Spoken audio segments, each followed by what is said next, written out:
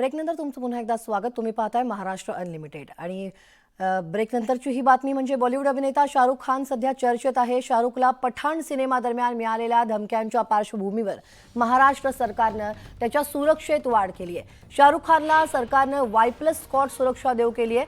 शाहरुख खानला याआधी 2 पोलीस हवालदारांची सुरक्षा पुरवण्यात आली होती. मात्र आता शाहरुख खानची सुरक्षा वाय+ स्कोअरवरती अपग्रेड करण्यात आली आहे. शाहरुखच्या घरावर 24 तास आता पहारा असणार आहे. आताची महत्त्वाची बातमी आपण पाहतोय. आता मन्नत बाहेर 24 तास पोलिसांचा पहारा असणार आहे. शाहरुख खानच्या सुरक्षा व्यवस्थेत वाढ करण्यात आली आहे. वाय+ स्कॉट सुरक्षा व्यवस्था आता शाहरुख खानला असणार आहे. सततच्या येणाऱ्या धमक्यांमुळे शाहरुख खानच्या सुरक्षेत वाढ करण्यात आलेली आहे आणि आता शाहरुखच्या मन्नत या बंगल्याबाहेर आता 24 तास पोलिसांचा पहारा असणार आहे. शाहरुख खानला वाय+ सुरक्षा देण्यात आलेली आहे. वाय+ स्कॉट सुरक्षा देण्यात आलेली आहे. याविषयीचे अपडेट घेऊयात आमचे प्रतिनिधी विवेक गुप्ता यांच्याकडून. विवेक, जैसे कि शाहरुख खान को पठान के दौरान धमकी भी मिली थी और महाराष्ट्र सरकार ने अभी किंग खान की सुरक्षा भी बढ़ाई गई है, मतलब बढ़ाई दी गई है उनको, तो उसकी वजह क्या है? देखिए, आपको बताना चाहेंगे बॉलीवुड स्टार शाहरुख खान की जो सुरक्षा थी वो सीधे वाई+ कैटेगरी कर दी गई है। वाई+ कैटेगरी में 6 PSO यानी कि पर्सनल सिक्योरिटी ऑफिसर और 5 पुलिस ऑफिसर वेपन्स के साथ अब 24 घंटे शाहरुख खान के साथ रहेंगे। और ये जो सिक्योरिटी बढ़ाई गई है उसमें महाराष्ट्र पुलिस की जो खुफिया एजेंसी है उन्हें इंटरनल ये पता चला कि शाहरुख खान की जान को खतरा है। और हाल ही में जो पिक्चर्स उनकी हिट हुई है पठान और जवान, उसको लेकर जो कमाई हुई है उसको लेकर इंटरनली पुलिस को जानकारी मिली कि शाहरुख खान से कोई उगाही या एक्सटॉर्शन मांग सकता है, उनको जान की धमकी दे सकता है। उसी के मद्देनजर रखते हुए शाहरुख खान की सुरक्षा बढ़ाई गई है। इससे पहले शाहरुख खान के पास सिर्फ उनके पर्सनल बॉडीगार्ड्स और 2 मुंबई पुलिस के सिक्योरिटी गार्ड रहते थे, लेकिन जिस तरह से इंटरनल इंफॉर्मेशन मुंबई पुलिस को मिली है उसके बाद तुरंत शाहरुख खान को वाई+ कैटेगरी की सुरक्षा प्रदान की गई है। जी विवेक, धन्यवाद इस पूरी जानकारी के लिए. वळत पुढच्या बातमीकडे. आदित्य ठाकरे नांदेड आणि छत्रपती संभाजीनगरचा दौरा करणार आहेत. या ठिकाणी ते शासकीय रुग्णालयाची पाहणी करणार आहेत आणि रुग्णांचीही विचारपूस करणार आहेत. संभाजीनगर शासकीय वैद्यकीय महाविद्यालय आणि रुग्णालयातील रुग्णसंख्या, औषधांची मागणी, उपलब्ध साठा, रुग्णांकरता सुविधा आणि रिक्त पद याबाबत अधिष्ठाता यांच्यासोबत ते चर्चा करणार असल्याची माहिती विरोधी पक्षनेते अंबादास दानवे यांनी दिली आहे.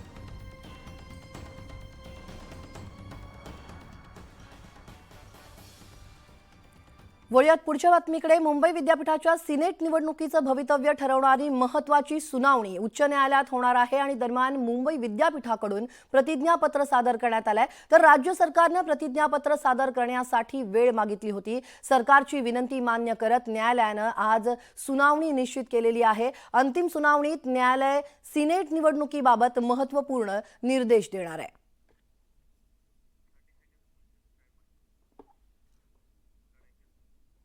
तेव्हा या बुलेटिनमधल्या इतरही काही घडामोडी जर तुमच्या पाहायच्या राहिल्या असतील तर तुम्ही आमच्या YouTube चॅनलला सबस्क्राइब करायला विसरू नका. आमच्या YouTube चॅनलला सबस्क्राइब करा. तिथे तुम्हाला ताजे अपडेट देखील पाहायला मिळतील. इतरही काही महत्त्वाचे कार्यक्रम आहेत ते देखील तुम्हाला तिथे पाहायला मिळतील. त्याचबरोबर आमच्या Instagram आणि Facebook पेजला देखील भेट द्या. त्या ठिकाणी देखील तुम्हाला अपडेट्स मिळतील. आणि ताज्या बातम्यांच्या अपडेट्ससाठी पहा फक्त News18 लोकमत. आणि आता पाहूयात 10 सेकंद 10 बातम्या. हेडलाइंस प्रायोजक राजयोग पेंट्स, खुशियां आपकी, रंग हमारे.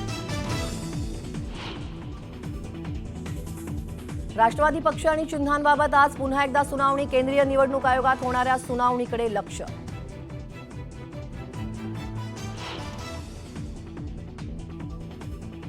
मनसे पदाधिकाऱ्यांची शिवतीर्थवर बैठक. आगामी निवडणुकांसंदर्भात रणनीतीवर चर्चा. तर राज ठाकरे पत्रकार परिषद घेणार. आदित्य ठाकरे मराठवाडा विदर्भ दौऱ्यावर. नांदेड, संभाजीनगर, नागपूरमधील शासकीय रुग्णालयाला देणार भेट.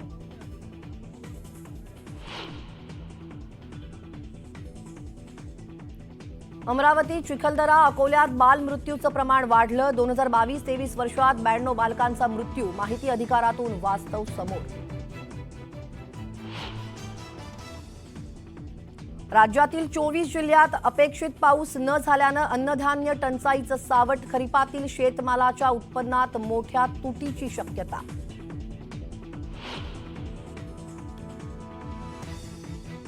कोल्हापूरच्या अंबाबाई मंदिरात नवरात्रोत्सवाच्या तयारीला वेग. आज गाभाऱ्यातील स्वच्छतेचं काम हाती. संध्याकाळी 7 वाजेपर्यंत गाभारा दर्शन राहणार बंद.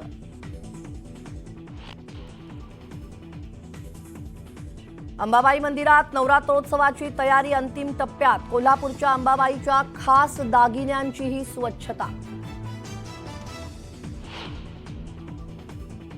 मुंबईत नळाला गढूळ पाणी. पालिकेच्या बी विभागातील डोंगरी उमरखाडी दूषित पाणी पुरवठा. पाणी उकळून आणि गाळून पिण्याचं आवाहन.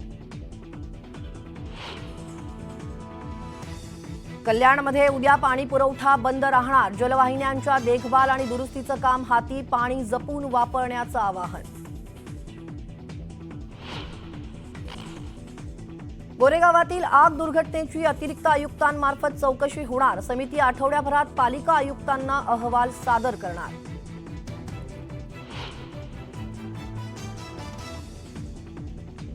ऑक्टोबर हीटमुळे पुण्याचा पारा वाढला. अनेक भागात तापमान 33 अंश सेल्सिअसच्या पुढे. पुणेकर उकाड्यानं हैराण. पश्चिम रेल्वेवर फुकटे प्रवासी फोफावले. 6 महिन्यात 12.63 लाख विना तिकीट प्रवाशांवर कारवाई. कारवाईतून 81.18 कोटी रुपये दंड वसूल. कोकण रेल्वेवर 2 वेगळ्या ठिकाणी मेगा ब्लॉक. 5 रेल्वे गाड्यांच्या वेळापत्रकात बदल.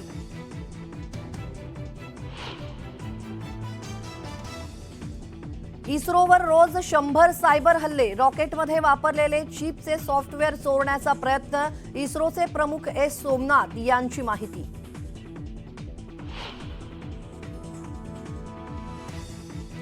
आदित्य L1च्या मार्गात सुधारणा. सूर्ययानाचा मार्ग बदलला. अवघ्या 16 सेकंदात मार्गात बदल केल्याची इस्रोची माहिती.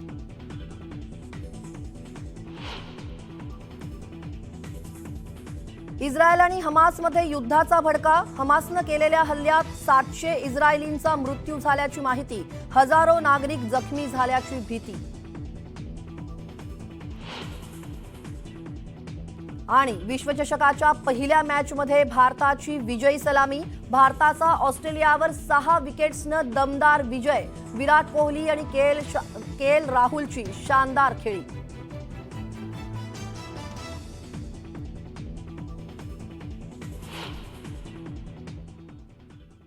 बातमीपत्रात तुमचं सगळ्यांचं स्वागत. पाहुयात बातमी 36 जिल्ह्यांची वेगवान स्वरूपात. पावसाच्या परतीच्या प्रवासानंतर मुंबईच्या तापमानामध्ये वाढ होताना दिसतेय. भारतीय हवामान विभागाच्या माहितीनुसार पुढील आठवडाभर शहर आणि उपनगरात उन्हाचे चटके जाणवतील आणि 13 ऑक्टोबरपर्यंत तापमान 32 अंश सेल्सिअस राहील असा अंदाज वर्तवण्यात आलाय. त्यामुळे नागरिकांनी आपलं आरोग्य सांभाळावं असा सल्ला हवामान विभागानं दिलाय. वर्धा जिल्ह्यात तापमानाचा पारा वाढलेला आहे. या ठिकाणी 36 अंश सेल्सिअस इतक्या तापमानाची नोंद झाली आहे. त्यामुळे उकाड्यानं नागरिक हैराण झालेत. वर्धेकरांना आणखी काही दिवस ऑक्टोबर हीटचा सामना करावा लागण्याची शक्यता हवामान विभागानं वर्तवली आहे. राज्यात 24 एप्रिलला मुख्यमंत्री सौर कृषी वाहिनी योजना 2.0 सुरू करण्यात आली आहे. तर या योजनेसाठी अल्पावधीत सार्वजनिक जमीन उपलब्ध करण्यात आलेली आहे. त्यातून सुमारे 3500 मेगावॅट वीज निर्मिती लवकरच सुरू होणार आहे असा दावा महावितरणनं केला. लोणावळ्यात लेकव्ह्यू तलावात पोहण्यासाठी गेलेल्या 3 नेपाळी तरुणांपैकी दोघांचा मृत्यू झाला. एकाला वाचवण्यात यश आलंय. शिवदुर्ग रेस्क्यू टीमनं दोघांचे मृतदेह बाहेर काढले. शिधापत्रिकाधारकांना शासकीय रेशन दुकानात मिळणारे धान्य याच महिन्यात किंवा पुढील महिन्यात ठराविक कालावधीपर्यंत घेण्याची मुभा होती. आता ही मुभा रद्द करण्यात आलेली आहे. त्या महिन्यातच रेशन घेणं अनिवार्य करण्यात आलंय. अन्यथा शिधापत्रिकाधारकांना रेशन मिळणार नाही असा निर्णय जारी करण्यात आलाय. कोकणात यंदाच्या हंगामात समाधानकारक पाऊस झालाय. भात शेतीप्रमाणेच भात बियाणं शेती चांगलीच बहरली आहे. त्यामुळे शेतकऱ्यांना आर्थिक फायदा होण्याची शक्यता आहे. कोकणातील अनेक शेतकरी भात बियाणं शेतीकडे वळलेत आणि कोकण कृषी विद्यापीठाच्या मार्गदर्शनाखाली हजारो एकरात भात बियाणं शेती केली जाते. पितृपंधरवड्यानिमित्त भाजीपाल्याच्या मागणीत वाढ झालेली दिसतेय. परिणामी भेंडी, गवार, मटार आणि पावट्याच्या भावात गेल्या आठवड्याच्या तुलनेने 10 ते 20% वाढ झाली आहे. गुलटेकडी इथल्या मार्केट यार्डात भाज्यांची आवक मोठ्या प्रमाणात होत असल्याचं दिसून येत आहे. पुण्याच्या मनसर बाजार समितीत मागील 6 महिन्यांच्या तुलनेत रविवारी झालेल्या लिलावात कांद्याच्या बाजारभावात वाढ झाली आहे. कांद्याला उच्चांकी 301 रुपये असा बाजारभाव मिळाला आहे. कृषी उत्पन्न बाजार समिती मनसर मुख्य बाजार आवारामध्ये 18,000 ते 20,000 कांदा पिशव्यांची आवक झाली आहे. पिंपरी चिंचवडमधील ताथवडे इथं JSPM विद्यालयाच्या परिसरात अचानक स्फोट झाल्याची घटना घडली आहे. त्यामुळे एकच खळबळ उडाली. या स्फोटामुळे टँकरजवळच उभ्या असलेल्या 4 ते 5 स्कूल बसेस देखील पूर्णपणे जळून खाक झाल्या. या घटनेत सुदैवानं जीवितहानी झालेली नाहीये. मात्र या स्फोटाची तीव्रता ही इतकी होती की धुरांचे लोट आणि ज्वाळा काही किलोमीटरवरून दिसत होत्या. मुंबई विद्यापीठाच्या सिनेट निवडणुकीचे भवितव्य ठरवणारी महत्त्वाची सुनावणी उच्च न्यायालयात होणार आहे. दरम्यान मुंबई विद्यापीठाकडून प्रतिज्ञापत्र सादर करण्यात आलंय. तर राज्य सरकारनं प्रतिज्ञापत्र सादर करण्याची वेळ मागितली होती. सरकारची विनंती मान्य करत न्यायालयानं आज सुनावणी निश्चित केली आहे. अंतिम सुनावणीत न्यायालय सिनेट निवडणुकीबाबत महत्त्वपूर्ण निर्देश देणार आहे. राष्ट्रवादी पक्षाचं चिन्ह तसंच पक्षाबाबत निवडणूक आयोगासमोर आज सुनावणी होणार आहे. मूळ पक्षावरती दावा करणाऱ्या अजित पवारांच्या याचिकेवरती केंद्रीय निवडणूक आयोगासमोर दुसऱ्यांदा युक्तिवाद केला जाईल. आणि याआधी झालेल्या सुनावणी दरम्यान शरद पवार गटाचे वकील अभिषेक मनु सिंघवी यांनी विरोधी पक्षानं खोटी कागदपत्र दाखवल्याचा आरोप देखील केला आहे. राष्ट्रवादी काँग्रेस पक्षाच्या 9 आमदारांच्या अपात्रतेसंदर्भात शरद पवार गटानं दाखल केलेल्या याचिकेवरती सुप्रीम कोर्टात सुनावणी होणार आहे. विधानसभा अध्यक्ष राहुल नार्वेकर यांच्याकडे शरद पवार गटानं महायुती सरकारमध्ये मंत्री झालेल्या 9 आमदारांना अपात्र ठरवण्याची मागणी अर्जाद्वारे केलेली आहे. मनसेनं लोकसभा निवडणुकीसंदर्भात बैठक बोलावली आहे. मनसे अध्यक्ष राज ठाकरे यांनी शिवतीर्थावरती मनसे नेत्यांची बैठक बोलावली आहे. लोकसभा मतदारसंघाचा आढावा यावेळी घेतला जाणार आहे आणि काही दिवसांपूर्वी सर्व नेत्यांना लोकसभा मतदारसंघाचा आढावा घेण्याची जबाबदारी देण्यात आली होती. केंद्रीय निवडणूक आयोगाच्या निर्णयाच्या विरोधात ठाकरे गटाकडून सुप्रीम कोर्टात याचिका करण्यात आली आहे. उद्धव ठाकरे यांनी प्रश्न आणि चिन्हाबाबत केलेल्या याचिकेवरती 11 ऑक्टोबरला सुनावणी होणार आहे आणि भारताचे सरन्यायाधीश धनंजय चंद्रचूड यांच्या अध्यक्षतेखालील खंडपीठापुढे ही सुनावणी होईल. त्यामुळे या सुनावणीकडे सगळ्यांचंच लक्ष लागलंय. रायगडमधून लोकसभा निवडणुकीसाठी ठाकरे गटाकडून मीच उमेदवार असेल असा दावा अनंत गीते यांनी केलाय. पेणमध्ये ठाकरे पक्षाचा मेळावा पार पडला. यावेळी ते बोलत होते. लोकसभेच्या निवडणुकीत प्रतिस्पर्धी कोण असेल मला माहीत नाही, मात्र रायगड लोकसभा निवडणुकीसाठी ठाकरे गटाचा उमेदवार मीच असेल असं वक्तव्य त्यांनी केलंय.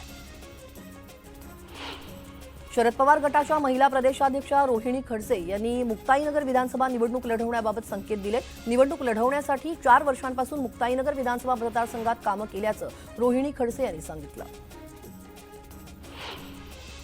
आदित्य ठाकरे नांदेड आणि छत्रपती संभाजीनगरचा दौरा करणार आहेत. या ठिकाणी ते शासकीय रुग्णालयाची पाहणी करणार आहेत. रुग्णांची विचारपूस करणार आहेत. संभाजीनगर शासकीय वैद्यकीय महाविद्यालय आणि रुग्णालयातील रुग्णसंख्या, औषधांची मागणी, उपलब्ध साठा आणि रुग्णांकरता सुविधा आणि रिक्त पदं याबाबत अधिष्ठाता यांच्यासोबत ते चर्चा करणार असल्याची माहिती विरोधी पक्षनेते अंबादास दानवे यांनी दिली आहे.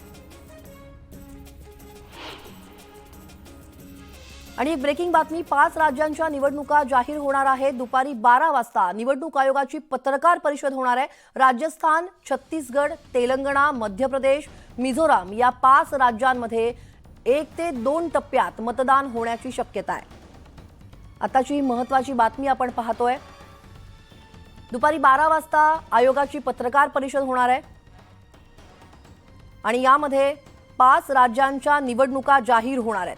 राजस्थान, छत्तीसगड, तेलंगणा, मध्य प्रदेश आणि मिझोराम या 5 राज्यांमध्ये निवडणुका जाहीर होणार आहेत. 5 राज्यांमध्ये 1 ते 2 टप्प्यात मतदान होण्याची शक्यता आहे.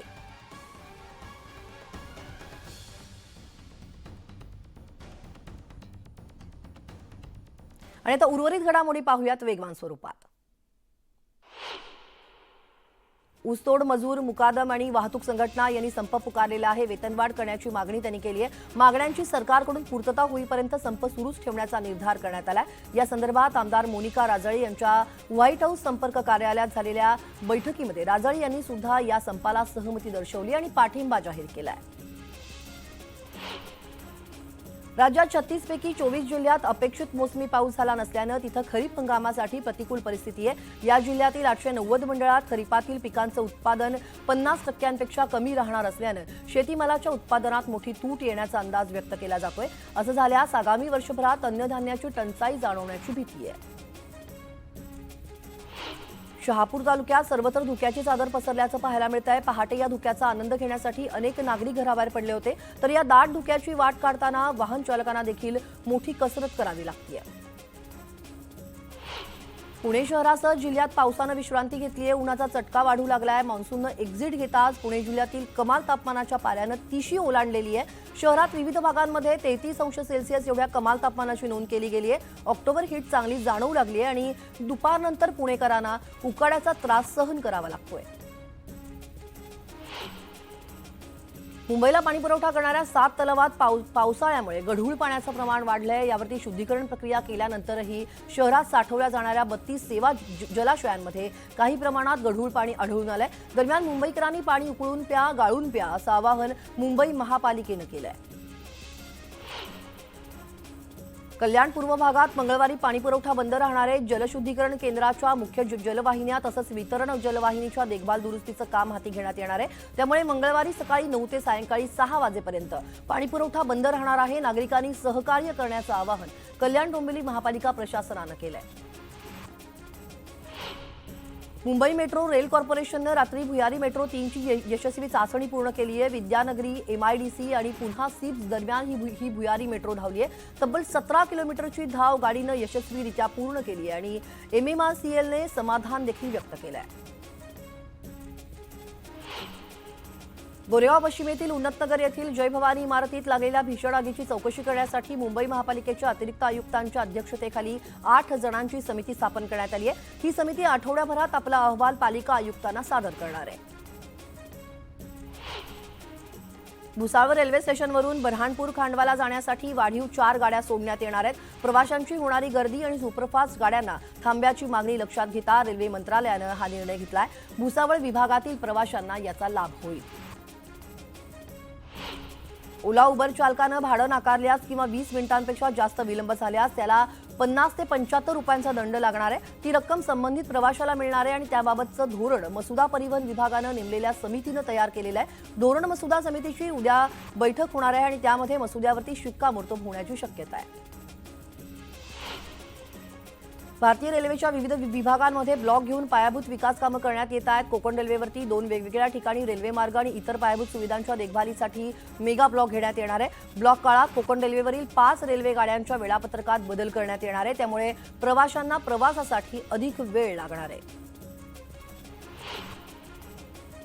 पश्चिम रेल्वेनं एप्रिल-सप्टेंबर 2023 या 6 महिन्यांच्या कालावधीमध्ये तिकीट तपासणी मोहिमेतून 12.63 लाख विना तिकीट प्रवाशांना पकडून 81.18 कोटी रुपये दंड वसूल केलाय। मुंबई सेंट्रल विभागातून वसूल केलेल्या 20.74 कोटी रुपये दंडाचा यामध्ये समावेश आहे। PMPL बसमधून विनातिकीट प्रवास करणाऱ्या 619 जणांवरती प्रशासनानं दंडात्मक कारवाई केली आहे। कारवाईत 3,09,000चा दंड वसूल करण्यात आलाय। महामंडळाकडून पुणे, पिंपरी चिंचवड शहरात बससेवा पुरवली जाते। दररोज सुमारे 6 लाखांहून अधिक प्रवासी बसनं प्रवास करतायत। यामध्ये विनातिकीट प्रवास करणाऱ्यांची संख्याही मोठ्या प्रमाणात आहे।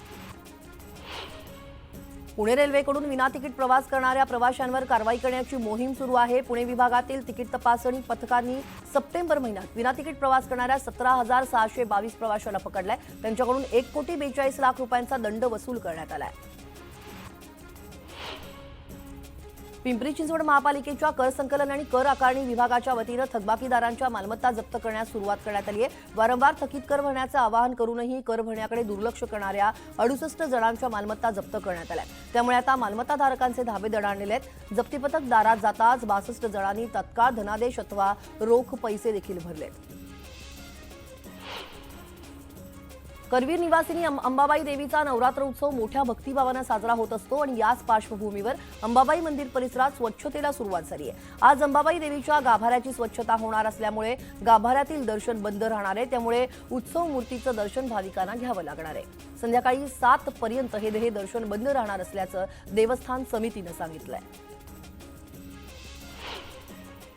करवीर निवासिनी महालक्ष्मी मंदिरात शारदीय नवरात्रोत्सवाच्या तयारीला वेग आलाय। अंबाबाई देवीच्या सुवर्ण दागिन्यांची स्वच्छता करण्यात आली आहे। देवस्थान समितीनेच याचा व्हिडिओ जारी केलाय। नवरात्रोत्सव अवघ्या काही दिवसांवर येऊन ठेपलाय। सगळीकडे सध्या गरब्याची धामधूम आहे। अमरावती शहरात ठिकठिकाणी गरब्याचं आयोजन होत आहे। या ठिकाणी एका कार्यशाळेचं खासदार नवनीत राणा यांच्या हस्ते उद्घाटन झालं। यावेळी नवनीत राणा यांनी उपस्थित महिलांसोबत गरबा नृत्य सादर केलं। सांगली संजयनगर येथील झेंडा चौकात 32 वर्षीय तरुणाच्या गॅस स्टोव्ह खालून निर्घृण हत्या करण्यात आली आहे। किरकोळ वादातून ही हत्या केल्याचं तपासात समोर आलंय। परप्रांतीयांनी हत्या केल्याची शक्यता वर्तवण्यात येते। गोंदिया जिल्ह्यातील दौनीवडा इथं मित्रानेच मित्राची हत्या केल्याची धक्कादायक घटना घडली आहे। दोन मित्र आपापसात बसून पैशाच्या देवाणघेवाणीबाबत चर्चा करत असताना आरोपी अल्पेश पटेलनं आकाश दानवे याच्याकडे उसने असलेले 60 रुपये परत देण्याची मागणी केली। यावेळी झालेल्या बाचाबाचीनंतर आरोपीनं आकाशचा गळा दाबून त्याची हत्या केली आहे। या प्रकरणी आरोपीला पोलिसांनी बेड्या ठोकल्या। बातमी उल्हासनगरमधून। उल्हासनगरमध्ये मित्रानेच मित्राच्या इलेक्ट्रॉनिक दुकानातून 1.5 लाखांची रोख रक्कम चोरी केली आहे। ही चोरी सीसीटीव्ही कॅमेऱ्यात कैद झाली आहे। मध्यवर्ती पोलीस ठाण्यामध्ये याबाबतचा गुन्हा दाखल करण्यात आलाय। पोलीस त्याचा शोध घेत आहेत। अंदरमावळातील माऊ या ठिकाणी दिवसा दर्शन देणारा बिबट्याने फळणे गावात मुक्काम ठोकलाय। त्यामुळे फळणे गावातील नागरिकांमध्ये भीतीचं वातावरण पाहायला मिळतंय। वन विभागाने लवकरात लवकर पिंजरा लावण्याची नागरिकांची मागणी जोर धरू लागली आहे। सांगलीत गुलाब पुष्प प्रदर्शन भरवण्यात आलं होतं। प्रदर्शनात लाल, पिवळा, नारंगी, गुलाबी अशा विविध रंगी आकर्षक गुलाब पाहण्यामध्ये सांगलीकर रमले होते। या प्रदर्शनात बाईपण भारी देवा या माध्यमातून नारी शक्तीचा आणि स्त्री शास्त्रज्ञांचा सन्मान करण्यात आलाय। त्यानंतर चंद्रयान 3 मोहिमेची फुलांची प्रतिकृती लक्षवेधी ठरली आहे। नांदेड जिल्ह्यात 5 एपीएमसीच्या निवडणुकीत भाजपचा धुव्वा उडालेला आहे। महाविकास आघाडीचा झेंडा फडकलाय तर मुखेडमध्ये 18 पैकी 12 जागा जिंकत भाजपनं विजय मिळवलाय।